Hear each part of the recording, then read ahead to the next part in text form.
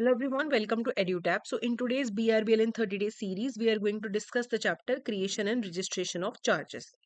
इसमें सबसे पहले हम देखेंगे चार्ज का क्या मतलब होता है। देखो, अगर आपको लोन लेना है, आपको बैंक के पास कुछ गिरवी रखना पड़ता है, आप अपनी प्रॉपर्टी पे चार्ज क्रिएट करते हैं। तो चार्ज कब क्रिएट होता है? आप एक तरीके से एक अरेंजमेंट करते हो जिसमें बोरोवर लेंडर के पास जाता है और उसको बोलता है कि देखो, मुझे आप लोन दे दो, इसके बदले में मैं इसे गिरवी रख रहा हूं। तो वो गिरवी रखना क्या है? आप एक अरेंजमेंट कर रहे हो जिसकी वजह से लेंडर आपको लोन दे देगा। तो उसे बोलते हैं अपनी प्रॉपर्टी पे चार्ज क्रिएट करना। आपने एक इंटरेस्ट क्रिएट किया अपनी प्रॉपर्टी के अंदर और आपने किसको ट्रांसफर कर दिया? वो लेंडर को या फिर क्रेडिटर को कर दिया। तो जहां पे कंपनीज अपनी प्रॉपर्टी को गिरवी रखती हैं, यानी कि उन पे चार्ज क्रिएट करती हैं, वहां पे वो चार्ज रजिस्टर ऑफ कंपनीज के पास रजिस्टर होता है। जब जो भी चार्ज क्रिएट होगा कंपनीज के द्वारा, वो रजिस्टर ऑफ कंपनीज के पास जाने का क्या मतलब है? रजिस्टर होने का ये मतलब है कि it is a kind of notice to the public कि इस कंपनी की इन एसेट्स पे चार्ज क्रिएट हो चुका है, इन्हें गिरवी रख के कंपनी ने लोन लिया है। तो ये पब्लिक नोटिस की तरह माना जाता है।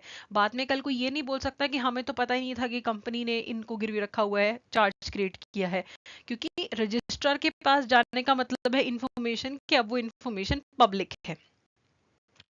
अपनी प्रॉपर्टी पे किया, किसी भी एसेट्स पे किया, टेंजिबल हैं और फिक्स्ड हैं या फ्लोटिंग है, कोई फर्क नहीं पड़ता। प्रॉपर्टी इंडिया में है या इंडिया के बाहर है, अगर उस पे चार्ज क्रिएट हुआ है तो वो रजिस्टर ऑफ कंपनीज को पता होना चाहिए, उनके पास वो रजिस्टर होता ही होता है। उसके बाद कंपनीज जब अपनी एसेट्स को गिरवी रखती हैं तो या तो फिक्स्ड चार्ज होता है या फिर फ्लोटिंग चार्ज होता है। मान लो एक कंपनी है रिलायंस। रिलायंस ने अपना लैंड को गिरवी रखा, इस पे चार्ज क्रिएट किया और बैंक से लोन ले लिया। तो this is a specific particular asset जिसके अगेंस्ट बैंक ने लोन लिया है।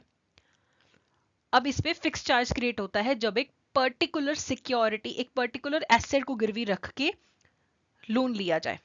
यहां पे एक बार रिलायंस ने इस लैंड को गिरवी रख के लोन ले लिया, वो इसे बेच नहीं सकता, कुछ नहीं कर सकता इसको, क्योंकि बैंक के पास वो गिरवी है। और ये फिक्स्ड चार्ज कभी भी फ्लोटिंग चार्ज नहीं बनता है। फ्लोटिंग फिक्स्ड बन सकता है, फिक्स्ड फ्लोटिंग नहीं बन सकता है। फ्लोटिंग में क्या होता है? मान लो रिलायंस ही है,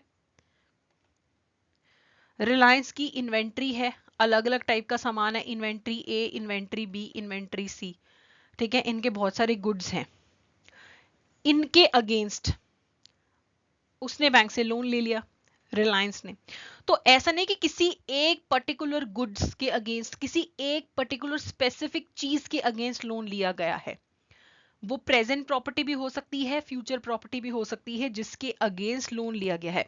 मान लो रिलायंस फोन बना के बेचता है, ठीक है, तो रिलायंस ने बोला कि हम अपने 1 लाख फोन का स्टॉक गिरवी रख के आपसे लोन ले रहे हैं। तो ऐसा नहीं होगा कि कोई स्पेसिफिक 1 लाख फोन साइड पे रख दिए जाएंगे। बस उसकी इन्वेंट्री है, इन्वेंट्री में से मान लिया जाएगा कि किन्हीं 1 लाख पे चार्ज क्रिएट हो चुका है और उसके अगेंस्ट हमें लोन मिला है। ऐसा नहीं कि वो 1 लाख फोन साइड पे रख ले जाएंगे, नए फोन बनते जाएंगे, पुराने बिकते जाएंगे। तो वो मूविंग है। तो प्रेजेंट फ्यूचर किसी भी प्रॉपर्टी पे फ्लोटिंग चार्ज क्रिएट हो सकता है।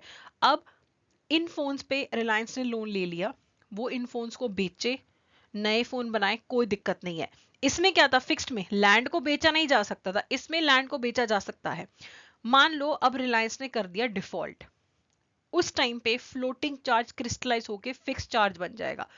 जैसे ही रिलायंस ने डिफॉल्ट किया, अब बैंक आके किन्हीं 1 लाख फोन्स को अब बोल देगा कि इन पे फिक्स चार्ज है। फिक्स चार्ज हो गया, मतलब अब वो बैंक के पास गए और अब उनको ना बेचा जा सकता है, ना कहीं और मूव किया जा सकता है, ठीक है। तो अब यहां पे जब फ्लोटिंग चार्ज फिक्स चार्ज बन गया तो इन फोन्स पे बैंक का पहले हक है।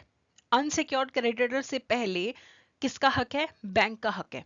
तो पहले फिक्स्ड होता है कि ठीक है, कोई भी इनमें से 1 लाख फोन के अगेंस्ट आप मान लो कि लोन है, फ्लोटिंग चार्ज है, किसी एक पे फिक्स नहीं है, फोन आते जाते हैं।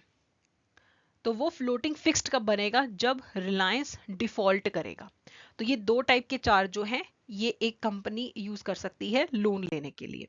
उसके बाद है, जैसे ही फ्लोटिंग चार्ज फिक्स बनता है, तो अब when the debtor company ceases to carry on business और गोज इनटू लिक्विडेशन, मान लो कि लोन रिलायंस ने लिया हुआ था, अब रिलायंस चलेगी लिक्विडेशन के अंदर या उसका दिवालिया निकल गया, तो इस केस में क्या होगा, रिसीवर अपॉइंट होगा।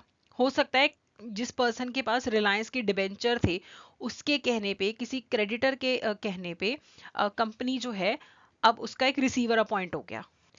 रिसीवर अपॉइंट होगा तो क्या होगा, अब वो रिसीवर रिलायंस की सारी एसेट्स देखेगा और देखेगा ये रिलायंस की एसेट्स है और ये क्रेडिटर्स इतने हैं जिनको पैसा देना था रिलायंस ने। अब रिसीवर आके सारी एसेट्स की वैल्यूएशन करके जो भी पैसा बनेगा उससे लाइन वाइज सारे क्रेडिटर्स का पैसा चुकाना शुरू कर देगा। ये काम होगा लिक्विडेटर का या फिर रिसीवर का। तो इस टाइम पे जैसे ही रिसीवर अपॉइंट हो रहा है, तब भी जो फ्लोटिंग चार्ज है वो फिक्स में कन्वर्ट हो सकता है। ठीक है, एक तो जब डिफॉल्ट हुआ तब फ्लोटिंग चार्ज फिक्स चार्ज बन जाएगा, लेकिन अगर कंपनी बिजनेस करना रोक दे, लिक्विडेशन में चली जाए किसी भी कारण से, ठीक है, रिसीवर अगर अपॉइंट हो जाए या कोई भी ऐसी चीज हो जाए जिससे कि कंपनी की जो पावर है ओवर द एसेट्स वो रिड्यूस हो जाए, तो बैंक का जो फ्लोटिंग चार्ज है वो फिक्स चार्ज में कन्वर्ट हो जाएगा। ठीक है, हो सकता है जो डीड बनाई गई थी लोन देते टाइम पे उसमें अगर ये लिखा हुआ है कि अगर ये हो गया ना आपकी कंपनी के साथ तो भी हमारा फ्लोटिंग चार्ज फिक्स्ड हो जाएगा, तो ऐसे स्पेसिफिक क्लॉज भी ऐड किए जा सकते हैं।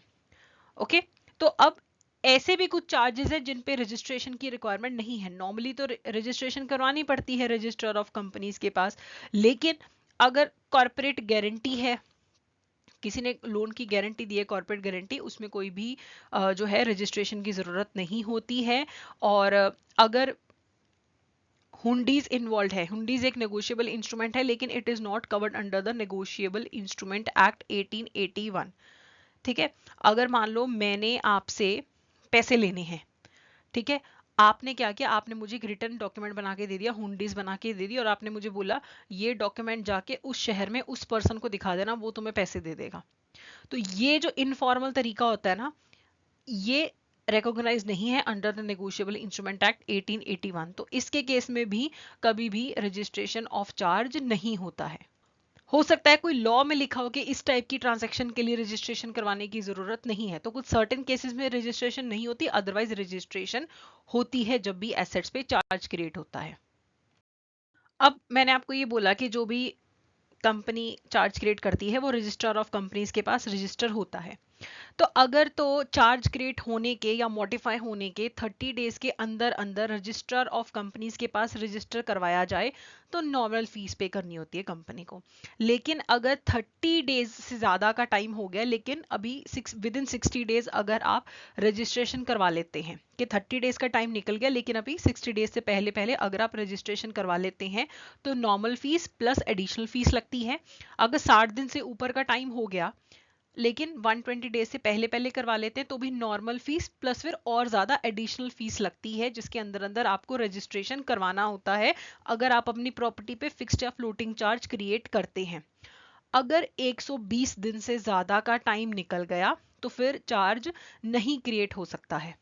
ठीक है, नॉर्मल प्रोसीजर से फिर चार्ज नहीं क्रिएट होता है। फिर एप्लीकेशन फॉर डिले दी जाती है, फॉर्म नंबर CHG 10 के साथ एक डिक्लेरेशन दिया जाता है कंपनी के द्वारा, जो कंपनी का सेक्रेटरी या फिर जो डायरेक्टर है वो एक साथ में डिक्लेरेशन लिख के भेजता है कि हमने चाहे डिले कर दिया रजिस्ट्रेशन करवाने में चार्ज का, लेकिन इस डिले से जो भी पार्टीज इन्वॉल्व हैं, जो क्रेडिटर्स इन्वॉल्व हैं, उनके किसी भी राइट पे कुछ भी एडवर्स इफेक्ट नहीं हुआ है। ये फॉर्म भरना पड़ता है, उसके बाद फिर उन्हें अलाउ किया जाता है कि वो एक्स्ट्रा फीस पे करके नॉर्मल फीस के साथ साथ रजिस्ट्रेशन करवा सकते हैं। ठीक है, तो जब भी ये रजिस्ट्रेशन करवाना होता है नॉर्मली भी, तो वो जो फॉर्म होता है स्पेसिफिक, उसमें कंपनी साइन करती है, जो चार्ज होल्डर है जैसे बैंक है वो भी साइन वगैरह करता है और रेलिवेंट जो भी डॉक्यूमेंट्स है वो अटैच करके रजिस्ट्रेशन करवाई जाती है। और फिर जो रजिस्ट्रार ऑफ कंपनीज है वो सर्टिफिकेट ऑफ रजिस्ट्रेशन देता है कंपनी वालों को फॉर्म CHG 2 की फॉर्म के अंदर। ठीक है, तो ये आपको पता होना चाहिए कि 30 डेज में no additional fees, 30 to 60 days, फिर 60 टू 120, अगर 120 से ऊपर हो जाए फिर फॉर्म नंबर CHG10 लगाना पड़ता है और साथ में साइन वगैरह करके डिक्लेरेशन भी देनी पड़ती है। Now what are the effects of the registration of charge. Registration करवाया तो उसका इफेक्ट क्या होगा। तो रजिस्ट्रेशन कराने के बाद ये प्रिज्यूम कर लिया जाता है कि जो भी पर्सन या एंटिटी जो इस पे चार्ज क्रिएट करना चाहता है, सबके पास नोटिस आ गया चार्ज का। तो रजिस्टर ऑफ कंपनीज के पास जाने का मतलब होता है कि जो भी पार्टीज इंटरेस्टेड है सबके पास अब इंफॉर्मेशन है, पब्लिक होती है ये चीज कि ठीक है इन पे रजिस्ट्रेशन करके चार्ज क्रिएट कर दिया गया है। अब प्रायोरिटी ऑफ चार्जेस में क्या होता है, मान लो कि कल कंपनी बंद होने वाली है, ठीक है, एक ही एसेट पे 2 बार चार्ज क्रिएट किया गया है, पहले एक चार्ज रजिस्टर कराया गया फिर दूसरा रजिस्टर करवाया गया, तो जो चार्ज पहले रजिस्टर होता है उसे पहले प्रायोरिटी मिलती है, जो बाद में रजिस्टर होता है चार्ज उसे बाद में प्रायोरिटी मिलती है। अगर एक ही एसेट पे 2 बार चार्ज क्रिएट किया गया है तो जो चार्ज पहले क्रिएट किया गया है वो मैटर नहीं करता, जो पहले रजिस्टर किया गया है वो मैटर करता है। हो सकता है एक ने एक तारीख को एसेट पे, सेम एसेट पे 1 तारीख को चार्ज क्रिएट किया गया, ठीक है, गिरवी रख दिया गया, उसी एसेट पे दोबारा फिर लोन ले लिया गया 10 दिन बाद, लेकिन ये 10 दिन बाद वाला पहले रजिस्टर हो गया, तो जो पहले रजिस्टर है उसका पहले हक माना जाएगा। ठीक है, तो ये इंपॉर्टेंट है। दूसरा तरीका है creditors can agree to share equally, pari passu, ये एक तरीका होता है, ठीक है, कॉन्ट्रैक्ट होगा जिसमें अगर 2 बार चार्ज क्रिएट हुआ है तो दोनों पार्टीज आपस में अग्रीमेंट हो सकता है ये कि जब भी इन एसेट्स को बेचने की कोशिश की जाएगी, यानी कि अगर डिफॉल्ट हो जाएगा और फिर बेच के पैसा वसूलना पड़ेगा तो जो भी प्रोसीड्स आएंगे वो इक्वली हम डिवाइड कर लेंगे, ये मैटर नहीं करेगा कि कौन सा रजिस्ट्रेशन कब हुआ कौन सा बाद में हुआ। ठीक है, तो इक्वल एंड विदाउट प्रेफरेंस ये वाला भी एक मॉडल यूज किया जा सकता है। अब मान लो कि जो चार्ज क्रिएट किया गया एसेट्स पे उसे किसी ने रजिस्टर करवाया ही नहीं, तो इसका मतलब ये नहीं होगा कि आपका प्रॉपर्टी पे क्लेम खत्म हो गया, लेकिन उसके कुछ कॉन्सिक्वेंसेस होंगे, स्पेशली वाइंडिंग अप के टाइम पे। तो प्रॉपर रजिस्ट्रेशन से आपको सबसे बड़ा फायदा होता है अंडर कंपनीज एक्ट कि जो भी आपके चार्ज क्रिएट करके एसेट को गिरवी रखा गया है अब वो लीगली रिकॉग्नाइज हो गया, और अगर कल कंपनी बंद हो जाती है तो बैंक ने जिन एसेट्स के अगेंस्ट लोन दिया था, जिन एसेट्स के अगेंस्ट लोन दिया था, वो जो उनका हक है बैंक का वो लीगली रिकॉग्नाइज्ड है। कुछ फायदे होते हैं रजिस्ट्रेशन के। अगर आप रजिस्ट्रेशन नहीं करवाते हो तो मान लो ये कंपनी, इस कंपनी की एसेट्स के अगेंस्ट बैंक ने लोन दिया था, चार्ज क्रिएट किया, लेकिन उस चार्ज को रजिस्टर ऑफ कंपनीज के पास रजिस्टर नहीं कराया, तो अगर एक कंपनी कल बंद होने वाली है, जब वाइंडिंग अप होती है तो एक लिक्विडेटर असाइन होता है। लिक्विडेटर का वही काम है कि सारी एसेट्स देखना, सारी लाइबिलिटीज देखना और एसेट्स बेच के सारी लाइबिलिटीज का पैसा पूरा करना। तो इस टाइम पे आपका जो चार्ज है उसे कंसिडर नहीं किया जाएगा, आपको एज एन अनसिक्योर्ड क्रेडिटर माना जाएगा। ये माना ही नहीं जाएगा कि इन एसेट्स पे आपका पहले हक है, आपको as a unsecured creditor treat किया जाएगा। अनसिक्योर्ड क्रेडिटर्स को पहले प्रायोरिटी नहीं मिलती, पहले सिक्योर्ड क्रेडिटर्स का पैसा पूरा किया जाता है, उनका पैसा वापस किया जाता है, बचे तो फिर अनसिक्योर्ड क्रेडिटर्स को दिया जाता है। नॉन रजिस्ट्रेशन से आपको सिक्योर्ड नहीं अनसिक्योर्ड क्रेडिटर मान लिया जाता है। ठीक है, आपको अनसिक्योर्ड क्रेडिटर मान लिया जाता है। अब मान लो सेम प्रॉपर्टी को 3 जगह कंपनी ने गिरवी रखा हुआ था, एक रजिस्टर्ड है, 2 अनरजिस्टर्ड है, गिरवी तो तीनों जगह है, लेकिन ये पहला वाला रजिस्टर्ड है, ये दोनों अनरजिस्टर्ड है, तो रजिस्टर्ड वाला सिक्योर्ड क्रेडिटर होगा, अनरजिस्टर्ड वाले अनसिक्योर्ड क्रेडिटर होंगे। सेम एसेट मल्टीपल जगह पे है तो जो रजिस्टर्ड है उन्हें प्रायोरिटी मिलेगी और अनरजिस्टर्ड वालों को अनसिक्योर्ड माना जाएगा और उनका क्लेम बहुत पीछे चला जाएगा। क्लेम होगा कि हाँ पैसे तो देने हैं, ये तो माना जाएगा कि कंपनी ने लोन लिया था, इसको कोई डिनाई नहीं कर रहा, लेकिन उन्हें अनसिक्योर्ड क्रेडिटर की तरह ट्रीट किया जाएगा, सिक्योर्ड क्रेडिटर की तरह नहीं ट्रीट किया जाएगा। Next is the provisions of companies act regarding the registration of charge.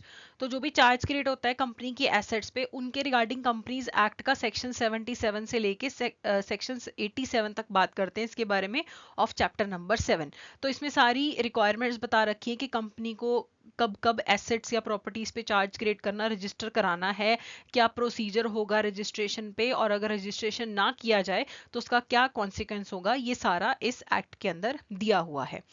अगर एक कंपनी चार्ज रजिस्टर नहीं कराती तो जो चार्ज होल्डर है यानी कि जो बैंक होता है वो फिर रजिस्टर ऑफ कंपनीज के पास अप्लाई करेगा कि देखो जी ये तो करा नहीं रहा रजिस्टर, अब हम कराना चाहते हैं।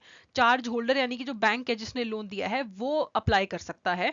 रजिस्ट्रार रजिस्ट्रेशन के लिए अप्लाई करने पे बैंक को अलाउ कर सकता है।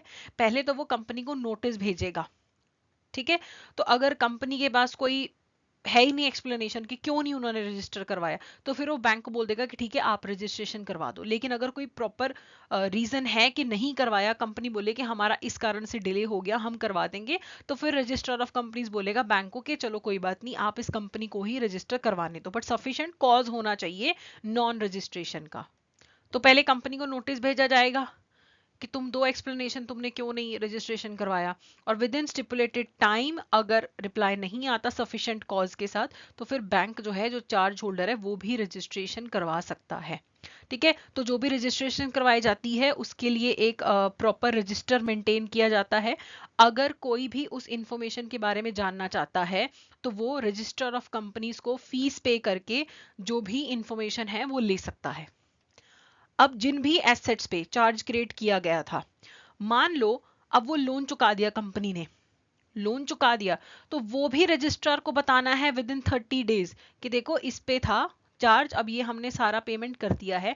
हाँ, रजिस्ट्रार जो है आपको एक्स्ट्रा टाइम भी दे सकता है कि विद इन 300 डेज, जब आपने सारा लोन का पैसा चुका दिया उसके 300 डेज के अंदर अंदर भी आप रजिस्ट्रार को बता सकते हैं कि देखो हमने सारा पैसा पे कर दिया, लेकिन उसके लिए ऑब्वियसली फिर कंपनी को एडिशनल फीस पे करनी पड़ती है। लेकिन रजिस्टर ऑफ कंपनीज को बताना जरूरी है कि जिस पे चार्ज क्रिएटेड था वो हमने अब पैसा पे कर दिया है। तो सारी इंफॉर्मेशन रजिस्टर ऑफ कंपनीज के पास जानी जरूरी है।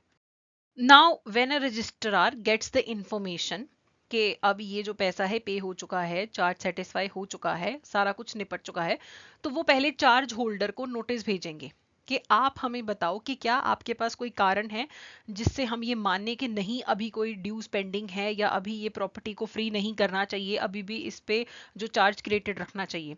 14 दिन का टाइम दिया जाएगा बैंक को, या जिसे हम चार्ज होल्डर बोलेंगे, उसे प्रूव करने का कि क्या तुम्हारे पास कोई कारण है जिसके कारण अभी हम ये ना माने कि चार्ज अभी सेटिस्फाई नहीं हुआ है, अभी कुछ पैसा पेंडिंग है देना। तो अगर कोई भी बैंक के पास ऑब्जेक्शन करने के लिए कुछ भी नहीं है तो रजिस्ट्रार जो है मेमोरेंडम ऑफ सेटिस्फेक्शन ऑर्डर कर देगा और अपने रजिस्ट्रार के अंदर ये नोट कर लेगा कि ठीक है अब ये जो प्रॉपर्टी जिसपे पहले चार्ज क्रिएटेड था इसका सारा पेमेंट जो भी रिलेटेड था हो चुका है। तो रजिस्ट्रार के पास सारी एविडेंस आ गई। तो हो सकता है प्रॉपर्टी फुली रिलीज कर दी गई हो या पार्शली रिलीज कर दी हो। कोई क्लॉज हो सकता है लोन देते समय कि जब आप 60% लोन चुका देंगे तो हम half of your property release कर देंगे। तो अगर हाफ प्रॉपर्टी भी रिलीज की जाती है वो भी रजिस्ट्रार को बताया जाता है। ठीक है, तो पार्शली या फुली रिलीज होती है प्रॉपर्टी वो भी रजिस्ट्रार को इन्फॉर्म किया जाता है, जिसके हिसाब से वो अपने पास डॉक्यूमेंट्स में नोट करके रखता है। अगर मान लो जिस कंपनी ने लोन लिया था वो कंपनी वाइंड अप हो रही है, लिक्विडेट हो रही है और कोई रिसीवर अपॉइंट हो गया जो कंपनी के एसेट्स को लिक्विडेट करके बेचेगा, उसका नोटिस भी रिसीवर अपॉइंट होने के 30 डेज के अंदर अंदर रजिस्ट्रार ऑफ कंपनीज के पास जाना चाहिए ही चाहिए। ओके, अब ये तो वो इंफॉर्मेशन थी जो रजिस्टर ऑफ कंपनीज को मेंटेन करनी है। इवन जो कंपनीज हैं उनके जहां जहां भी एसेट्स पे चार्ज क्रिएटेड है उन्हें भी अपने रजिस्टर्ड ऑफिस में एक रजिस्टर मेंटेन करना पड़ता है प्रिस्क्राइब्ड फॉर्म और मैनर के अंदर कि हमारी इन इन एसेट्स पे ये चार्ज क्रिएट हो चुके हैं। अगर कोई कंपनी इन प्रोविजंस को मानने में, जो भी ये प्रोविजंस हैं कंपनीज एक्ट के रिगार्डिंग रजिस्ट्रेशन ऑफ चार्जेस, इनको नहीं मानती है, डिफॉल्ट करती है मानने में, तो उनपे 5 लाख रुपए तक की पेनल्टी लग सकती है। और जो भी ऑफिसर है कंपनी का जो इस डिफॉल्ट में शामिल है उस पे 50,000 तक की पेनल्टी लग सकती है। अगर कंपनी गलत इंफॉर्मेशन देती है, कोई इंफॉर्मेशन सप्रेस करती है, तो उस पे अंडर सेक्शन 447 एक्शन लिया जा सकता है। सेक्शन 447 के अंदर क्या एक्शन लिया जा सकता है कि जो भी बंदा कंपनी का फ्रॉड में गिल्टी माना जाता है उसे पनिश किया जा सकता है। कैसे? 10 साल तक की या तो सजा दे दो या फिर उस पे फाइन भी लगाया जा सकता है। साथ ही साथ वो कितना होगा, जितना अमाउंट फ्रॉड में इन्वॉल्व है कम से कम उतनी तो उस पर पेनल्टी लगेगी ही लगेगी। 3 times of the money involve, जो फ्रॉड में मनी इन्वॉल्व है उसकी 3 टाइम्स तक की पेनल्टी भी लग सकती है। तो जेल भी हो सकती है और फ्रॉड के लिए पेनल्टी भी पे करनी पड़ सकती है। उसके बाद सेंट्रल गवर्नमेंट के पास ये अथॉरिटी है to extend the time for filing charges upon being satisfied with certain conditions outlined in the section. तो नॉर्मली एक सर्टेन टाइम पीरियड है जिसमें चार्जेस को रजिस्टर करना पड़ता है, लेकिन सेंट्रल गवर्नमेंट के पास पावर है कि वो एक्सटेंशन दे सकती है कि सर्टेन कंडीशंस में कि आप इतने से ज़्यादा टाइम भी अगर आपने रजिस्टर नहीं कराया तो अब आप करवा सकते हो। तो वो एक्सटेंशन देने का पावर किसके पास है, सेंट्रल गवर्नमेंट के पास है। तो ये था। Now let's start with the MCQs. So based on the Companies Act, evaluate the following statements about the types of charges that require registration with the ROC. So अगर आप debentures issue करते हैं तो रजिस्टर ऑफ कंपनीज के पास आपको register करवाना पड़ता है। A charge on the companies issued share capital नहीं, अगर अनकॉल्ड कैपिटल है उसको अगर आप कॉल करते हो तब आपको रजिस्ट्रेशन करवाना पड़ता है। A charge on the movable property of the company excluding pledges required registration, तो yes. So B is the correct answer, that is 1 and 3। अगला है which of the following types of charges did not require registration with the register of companies, company guarantee, immovable property, uncalled share capital, any book debts of the company. तो corporate guarantee के case में आपको registration करवाने की जरूरत नहीं है, बाकी केसेस में करवाना पड़ता है। So A is the correct answer. Next is when does the floating charge typically crystallize into a fix charge. तो फ्लोटिंग चार्ज फिक्स चार्ज में तब कन्वर्ट हो जाएगा when the company ceases to carry on the business और enters liquidation, या फिर जब कभी डिफॉल्ट होता है तब जो फ्लोटिंग चार्ज है वो फिक्स चार्ज में कन्वर्ट हो जाता है। तो C is the correct answer. So that's it for today, thank you so much.